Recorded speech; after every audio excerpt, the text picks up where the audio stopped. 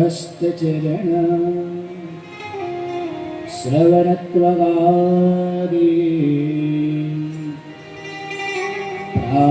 प्राणान्नमो भगवते पुरुषाय तुभ्यम्।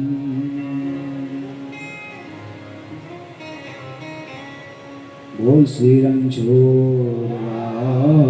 की जय। 2 મિનિટ માટે આપણે દામોદર સ્તુતિ કરશું.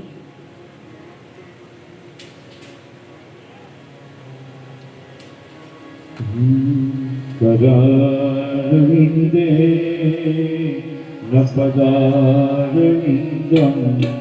મુખારવિંદે વિધવેશયંતમ વરસ્ય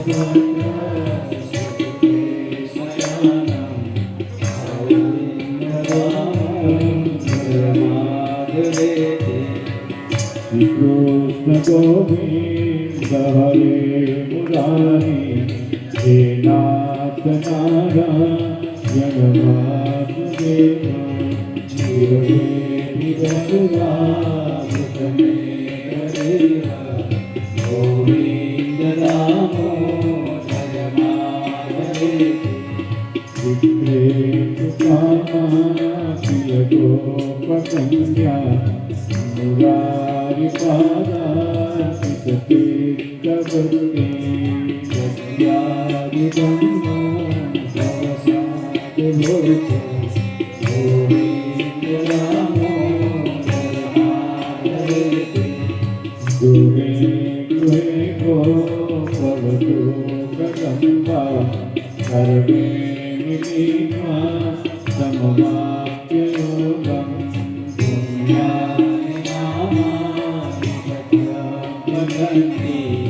Govinda Damodara Madhavete Sukham Sayana Nilaye Nidevi Namani Yukasya Manoharani Devi Sukanta Mayam Rajanti Govinda Damodara Madhavete Jihave Sadeva Vadasundara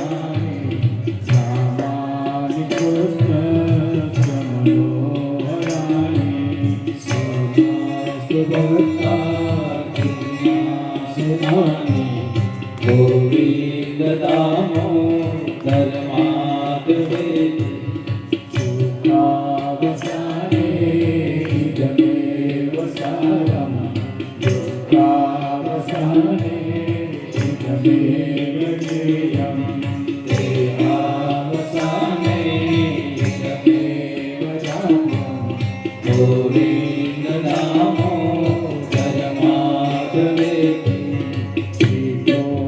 गाता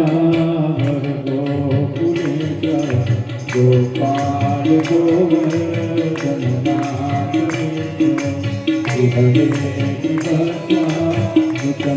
तमेव गोविन्दनामो धर्मागवेति गोविन्दनामो धर्मागवेति।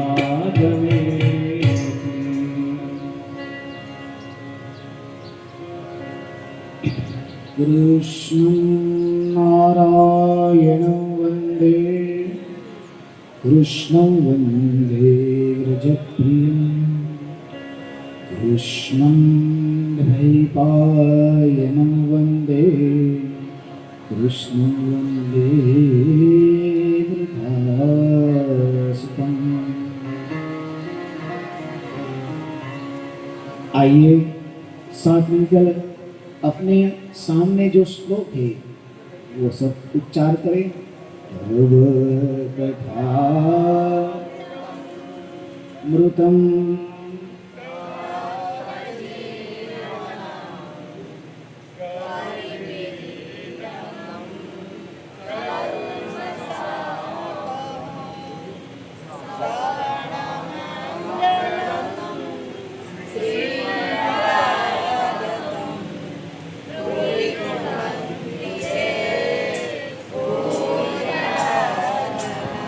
भुवि गृह्णन्ति ते भूरिदा जना। बोल श्री कृष्ण कन्हैया लाल की जय। श्री सुखदेव जी महाराज की जय। नृषि भगवान की जय। पितृनारायण देव की जय। रामदल मात की जय।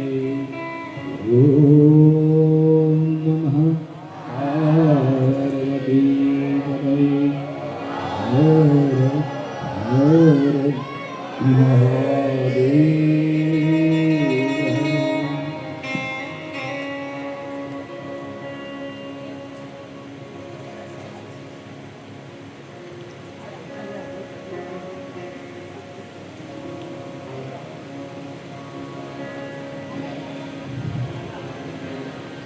बधाने जय श्री कृष्ण जय रणछोड़।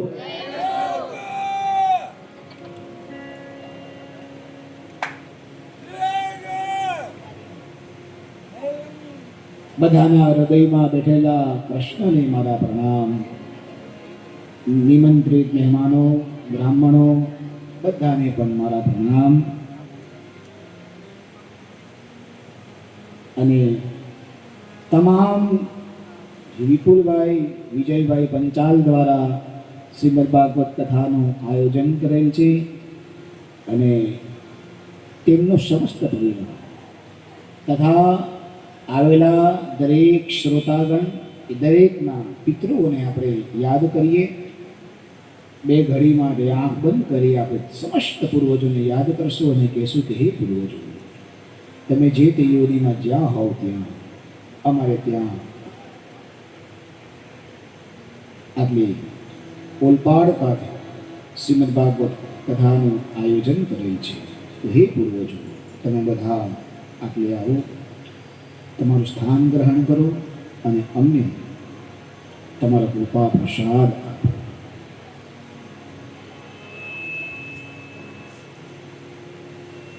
એ સાથે આઈએ આજના દિવસની શરૂઆત કરીએ. ગઈકાલે જે આપણે કથા જોઈ એ કથા નૃષિ પ્રાગટ્યની કથા હતી કે ભગવાને નૃસિંહ રૂપ લઈને ન મૃગમ ન માનુષમ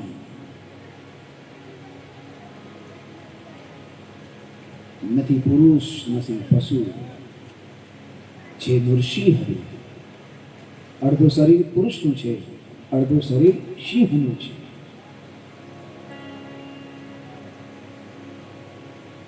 પછી ભગવાને કોઈ ચિઠ્ઠી માંગેલી, લઈને ફરતો હતો ને પેલો, લાવ મારી ચિઠ્ઠી જો. ને બ્રહ્માજી ભગવાન કહે લાવ તારી ચિઠ્ઠી. શું લખેલું છે વાંચ. નહીં સાંજે મરું, નહીં સવારે મરું, નહીં આકાશમાં મરું, નહીં પૃથ્વી પર મરું, નહીં કોઈ અસ્ત્રથી મારી શકે, નહીં શસ્ત્રથી મારી શકે. ભગવાન કહે બધું લખ્યું છે ને, જો હવે તું ક્યાં છે. નથી આ દિવસ, નથી આ રાત, આ છે સાંજનો સમય. નથી આ જમીન, નથી આ આકાશ, આ છે ઉંબર. ઉમરાની ઉપર ભગવાન બેસાડે બે પણ ભગવાને એની જાંગ પર રાખેલો. ભગવાને જંગા ઉપર. નથી આ અસ્ત્ર, નથી આ શસ્ત્ર, આ છે મારા નાખું.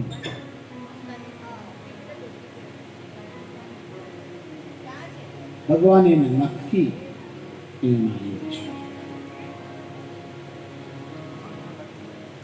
આ સમગ્ર લીલા થઈ પંજાબ પાસે. આજે પણ પંજાબમાં લોકો પોતાના નામની પછાડી સિંહ શબ્દનો ઉપયોગ કરે. અશ્વિનભાઈ નવજોત સિંહ, સતપાલ સિંહ, અમારી આગલી ઓલપાડની કથાના યજમાન છે અશ્વિનભાઈ. એવા છે અને બહુ વખત પછી આજે ચાલતા આવતા ને એટલે વાર લાગી ચાલતા.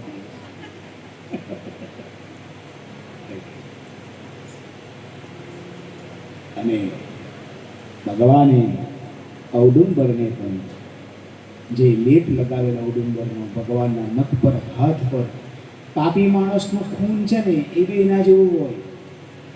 ભગવાનને ખૂબ બળતરા થાય કે જે હાથ પર લોહી લાગ્યું ને.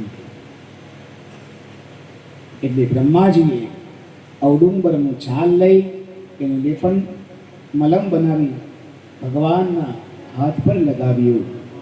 ભગવાનને સાંત્વના અને ભગવાને ઔદુંબરને કીધું જાઓ તમે કલિયુગમાં કલ્પવૃક્ષ કહેવા છો. ઔદુંબર કલ્પવૃક્ષ.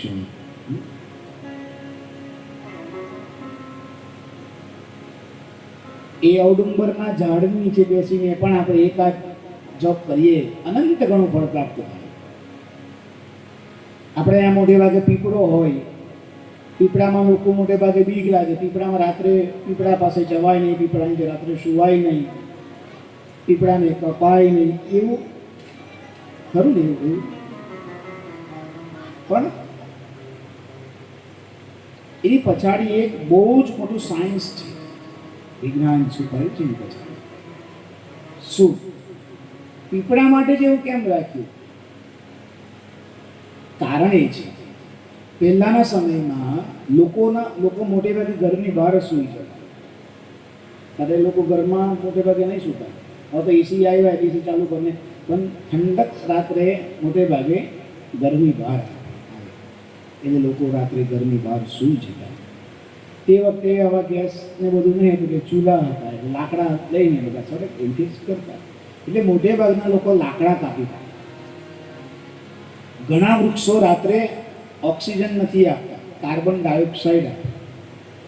એટલે તે વખતે લોકોએ એવી વાત ફેલાવી કે પીપળા પાસે જવું નહીં, પીપળા પાસે રાત્રે જવાથી ભૂત પ્રેતનો વાસ હોય, એટલે કોઈ પીપળા પાસે રાત્રે જવું નહીં, એને કાપવો નહીં, કારણ કે એમાં ભૂત પ્રેત હોય. ભગવાનનો વાસ તો છે જ, દરેક વૃક્ષમાં ભગવાન છે, એવું નથી. પીપળામાં તો છે, બીજા અનન્ય ઘણા વૃક્ષો એવા છે તેમાં ભગવાનનો વાસ છે.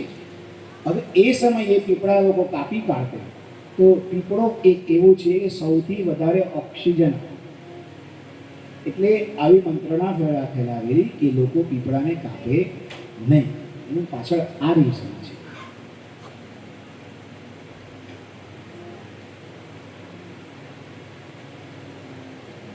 વડ છે, પીપળો છે, તુલસી છે, આવા વૃક્ષ વાવવા જોઈએ.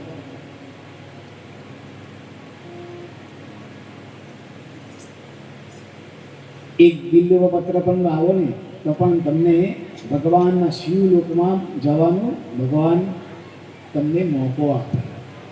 પહેલે ઉછેરવાનું, પછી એટલે વાવીને આવતા નહીં રહેવાનું. ઘણા લોકો ફોટા પડાવવા માટે વૃક્ષો વાવશે ખરા, પછી કંઈ નહીં. તમે એક વૃક્ષ કાપો એની પછાડી તમારે 7 વૃક્ષ વાવવા પડે અને 7 વૃક્ષને ઉછેરવા.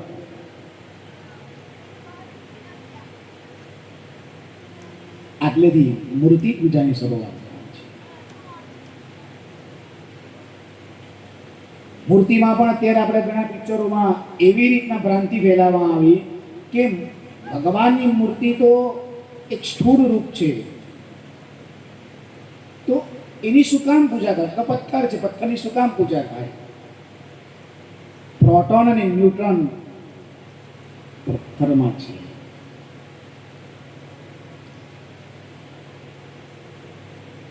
સારું બતાવવા માટે લોકો ના પીવાનું ના ખાવાનું ખાઈ ખાઈને પિક્ચરમાં શૂટિંગ કરે અને એવી રીતના શૂટિંગ કરે, એવી રીતના વાતો કરે કે આજકાલની પેઢીઓ એ વાતમાં ફસાઈ જાય.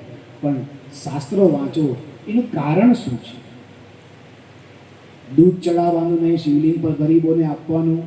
અરે શિવલિંગ પર દૂધ ચડાવવાની આખી પ્રથા અલગ છે. શું કામ શિવલિંગ પર દૂધ ચડાવવું જોઈએ? એનું આખું રીઝન છે. ગરીબોને આપો એ અલગથી આપો. ભગવાનનો જે હક છે તે ભગવાનને આપો. શિવનો જે હક છે તે શિવને આપો. જ્યારે શિવલિંગનું મંદિરમાં હવે તમને સમજાવું કે શિવલિંગ પર દૂધ શું કામ ચડાવે. કારણ કે અત્યારની પેઢીઓને પાછું વિજ્ઞાન સાથે જોડવા પડે ને પ્રફુલ્લભાઈ, એટલે હવે પાછું એમાં જવું પડે.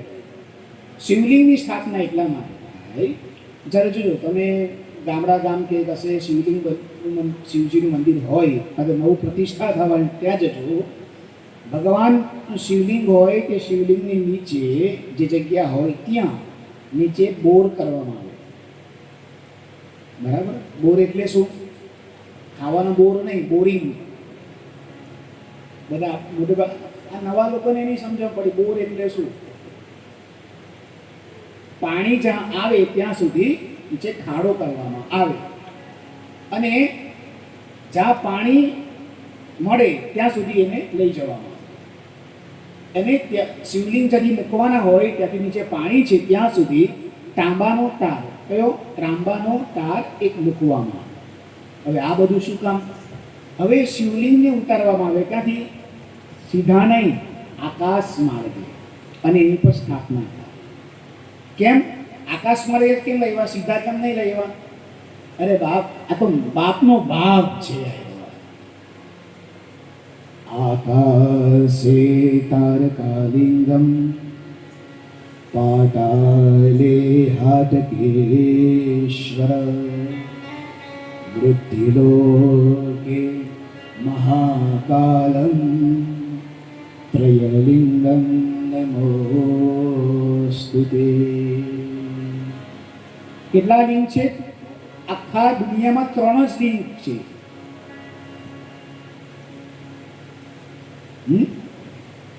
મૃત્યુલોકમાં કોણ છે? આપણો ઉજ્જૈનમાં બેઠેલો મહાકાલ છે. પાતાળની અંદર હાટકેશ્વર છે. આકાશમાં તારક નામનું લિંગ છે. આ 3 લિંગ ભેગા મળે ત્યારે એક લિંગ થાય. એટલે આકાશમાંથી શિવલિંગ ઉતારવામાં આવે. ચાલો આટલું સમજા. હવે શિવલિંગ બેસાડી પેલા બોરિંગની ઉપર બધું વ્યવસ્થિત કરી લીધું. હવે એની પૂજા થાય. એની ઉપર દૂધ, કયું દૂધ? ભેંસનું નહીં. ક્યારેય પણ ભેંસનું દૂધ કોઈ ચડાવતા નહીં. જો ભેંસનું દૂધ ચડાવ્યા તો ગરુડ પુરાણમાં અશ્વિનભાઈ લખેલું છે ને, તમારા ગરુડ પુરાણની કથા કરેલી. યમરાજા એવા ગોદા મારશે, એવા ગોદા મારશે તમને. ગાયનું દૂધ ચડાવો. કયું? ગાયનું દૂધ. તમે ગાયનું દૂધ અને આનું લેબોરેટરી ટેસ્ટિંગ કરી શકશો. ગાયનું અને ભેંસનું એ લેબોરેટરી ટેસ્ટિંગ કરો. એમાં ગાયના દૂધમાં ફૂલ ઓક્સિજન મળશે, પેલામાં કાર્બન ડાયોક્સાઇડ મળશે.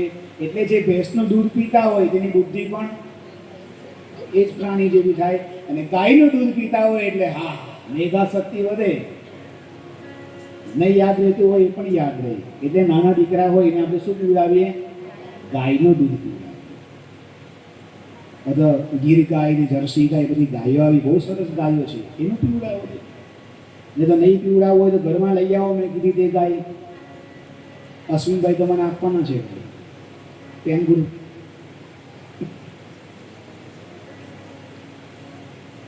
પછી એ દૂધ ગાયનું ચડાવવામાં આવે. ધર્મેશભાઈ, એ દૂધ ગાયનો એને તો અભિષેક થાય, મંત્રોચ્ચાર થાય.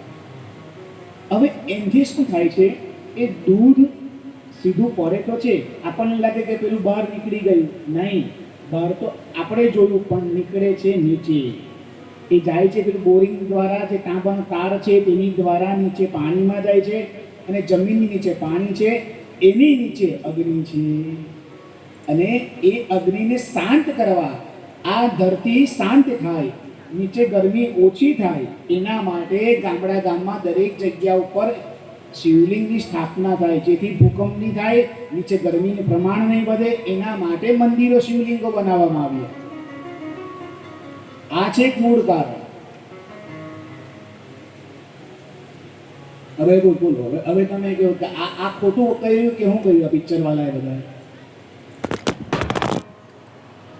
અને પછી આપણા જેવા લોકો બધા, તમે હું બધા જે હોઈએ, ભગવાનના મંદિરમાં જઈએ, હાથમાં ફૂલની